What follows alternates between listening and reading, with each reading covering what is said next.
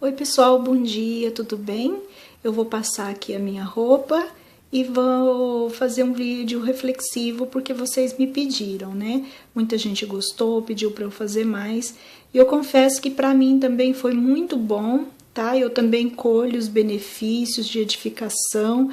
Então, como vocês pediram, eu tinha roupa para passar, eu resolvi gravar para depois narrar, tá? Então é isso. Outra coisa que eu quero falar para vocês é que isso aqui são as minhas percepções, gente. Na verdade, nós, seres humanos, nós não temos posse da verdade. E a verdade que nós temos hoje, ela vai sendo ressignificada com o passar do tempo. Então é importante que quando a gente escuta uma coisa, quando a gente lê, a gente usa as bases de conhecimentos que nós já temos, os filtros, para que nós possamos promover a nossa própria reflexão, tá bom? A respeito de um assunto. Então é sempre refletir e refletir de novo e refletir mais uma vez. Então assim, depois de pensar e repensar sobre o que eu falaria, os próprios comentários de vocês, eles me inspiraram. Então eu vou falar sobre aceitação e perdão. Eu fiz uma anotação, então através dessa anotação eu vou tentar produzir um texto oral para vocês, tá bom? Então, vamos começar. A aceitação é uma virtude que necessita ser cultivada em nossa vida. A aceitação envolve aceitar o outro, aceitar a situação em que me encontro e me aceitar do jeito que eu sou. Quando eu me aceito do jeito que eu sou, eu rompo com uma rivalidade comigo mesmo. Porém, é bom frisar que aceitar não é acomodar, não é conformismo. Qualquer situação pode ser aceita e, ao mesmo tempo, buscar melhorias e crescimento. Quando eu aceito meu emprego, não quer dizer que eu esteja na inércia.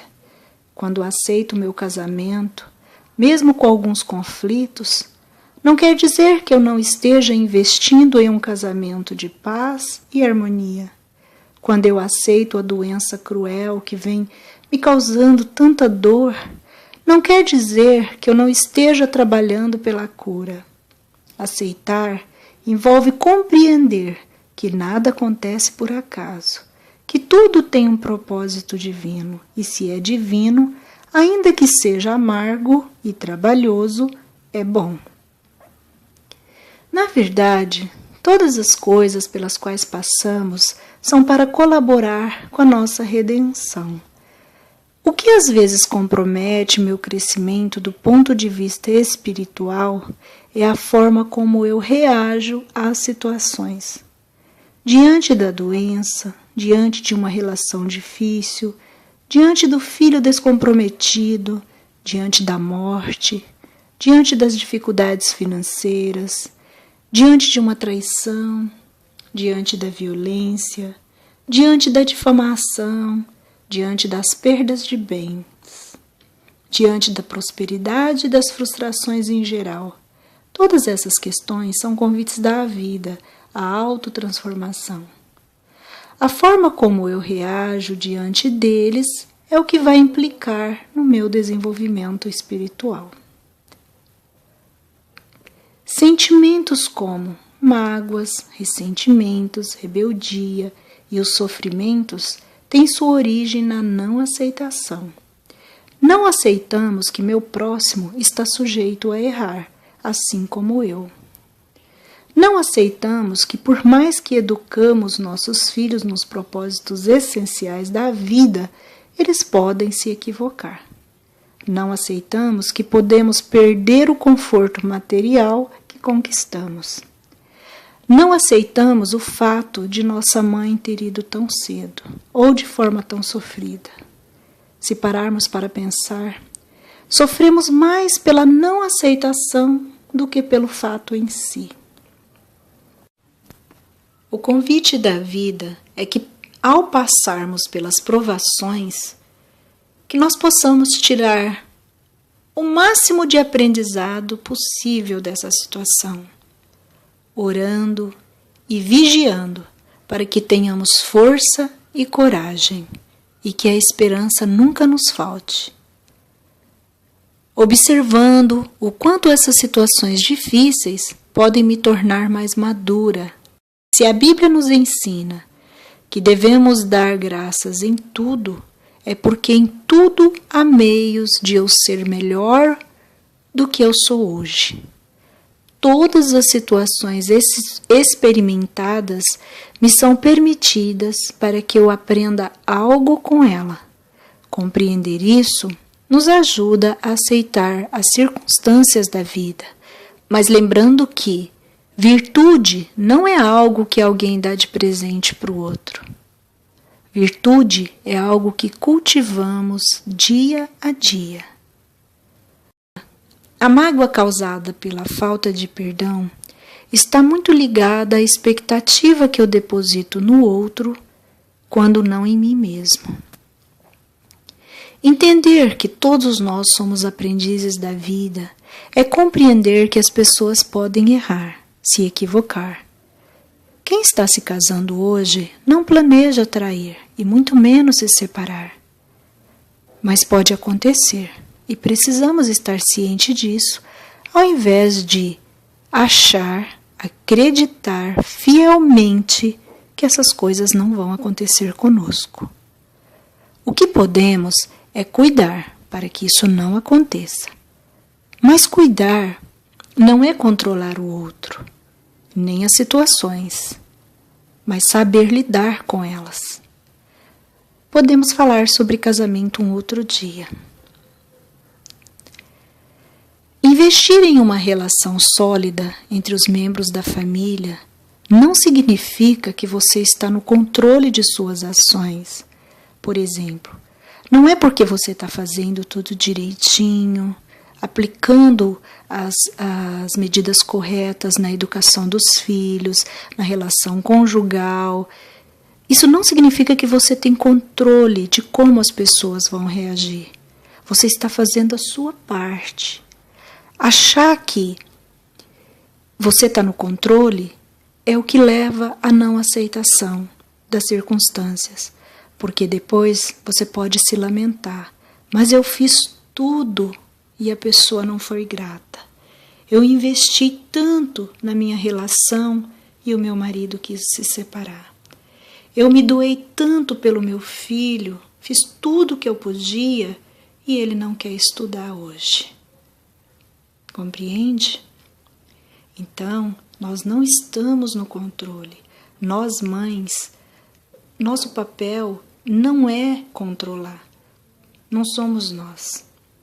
O único controle que a gente pode trabalhar é o autocontrole. Esse sim, esse cabe a nós. Então, só para vocês entenderem, cuidar de situações não é controlar as situações. Compreender isso faz muita diferença.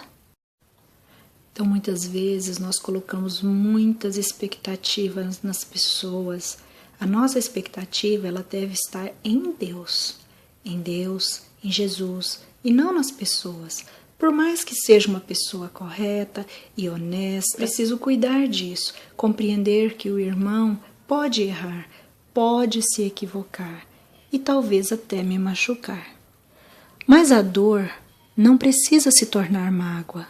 A dor pode nos paralisar, nos provocar ressentimentos, sofrimentos, sem dúvidas, mas pode nos impulsionar para o alto, desde que a compreendemos como educadoras.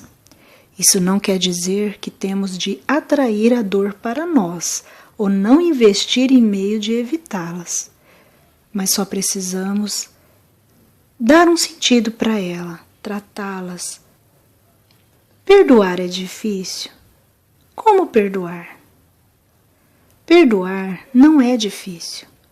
O difícil, ou melhor dizendo, trabalhoso, é mudar o valor que eu dou ao ato praticado contra mim. O difícil é compreender que eu não preciso passar pela experiência dolorosa de me afundar no ressentimento. O mais trabalhoso é compreender que quando Jesus nos pede para perdoar, Ele sem dúvida nos convida a sermos mais felizes. Difícil é nos livrar da impressão de que, quando não perdoamos, estamos de alguma forma atingindo a pessoa que nos machucou. Não nos enganemos. A mágoa é uma forma de ferir a mim mesma. Perdoar não é ser conivente com o outro, mas compreender as limitações, fragilidades ou até desequilíbrios graves da pessoa que me ofendeu. Toda agressão verbal ou física são resultados da ignorância de quem as praticam. Ignorância, eu quero dizer, é o não saber, é a imaturidade espiritual. Perdoar não implica necessariamente na necessidade de conviver com o agressor, com o ofensor. Você pode perdoar e ao mesmo tempo se afastar da pessoa, se esse afastamento for para evitar outras feridas. Perdoar é libertar-se das amarras que me prendem ao meu ofensor, ao meu agressor. O perdão não é uma flor que se joga, mas um jardim que se cultiva. Essa frase é uma frase que eu ouvi e eu achei muito interessante. Perdão não é uma flor que se joga, mas um jardim que se cultiva. Ou seja, é tudo gradativo. Não dá para você compreender a questão do perdão e da noite para o dia conseguir perdoar o seu irmão. Se isso acontecer, é porque você já vem trabalhando o perdão. Perdão é algo que nós precisamos aprender e a cada situação, aprender a perdoar. E o que conta para Deus é o esforço, é o investimento que eu estou fazendo para conseguir perdoar. Imagine que o perdão é um jardim a ser cultivado e em que cada trabalho feito nesse jardim, ainda que pequeno, grandes alívios sentirão a nossa alma. O fardo com Jesus só se faz leve quando nós deixamos de adorá-lo apenas com os lábios, como um ídolo, e passamos a seguir seus exemplos, ou seja, transformar suas palavras em atitudes que colaboram com a nossa felicidade, com a nossa paz e com a nossa tranquilidade. Enquanto eu cultivar mágoa, não haverá terra para cultivar as flores do perdão. Algo que pode nos ajudar na questão do perdão é tomar ciência de que temos todas as virtudes dentro de nós desde a época em que fomos criados. Porém, algumas delas podem estar doentes. Dessa forma, é o perdão adoecido que causa as mágoas. A impaciência é a paciência doente. O egoísmo é a caridade enferma. Por isso não podemos descartar, abandonar ou fingir que esses sentimentos não existem, assim como não desprezamos ou abandonamos uma pessoa doente. Não devemos tentar eliminá-los ou repetir centenas de vezes que eles não nos pertencem. O perdão doente precisa ser tratado, ressignificado. Eu achei lindo o dia que uma moça disse que somos os enfermeiros dos nossos sentimentos doentes. Dessa forma, tentar esquecê-los como se eles não existissem não adianta, porque eles vão voltar. É de nossa responsabilidade tratá-los com acolhimento e amorosidade. Você acolherá o perdão doente e não a mágoa. E para finalizar, ore incansavelmente por aquele que te ofendeu. Deseje sem forçar seus sentimentos que tudo dê certo na vida dessa pessoa. Vai devagar, cada dia um pouquinho e no limite do que você pode se doar por ele em pensamentos e orações. Você estará fazendo, antes de tudo, por você mesmo. Bom, gente, essa foi a reflexão de hoje, tá? Eu espero muito que vocês tenham gostado, que vocês tenham uma ótima semana Se você gostou, não esqueça de curtir o vídeo e até o próximo vídeo. Tchau, tchau!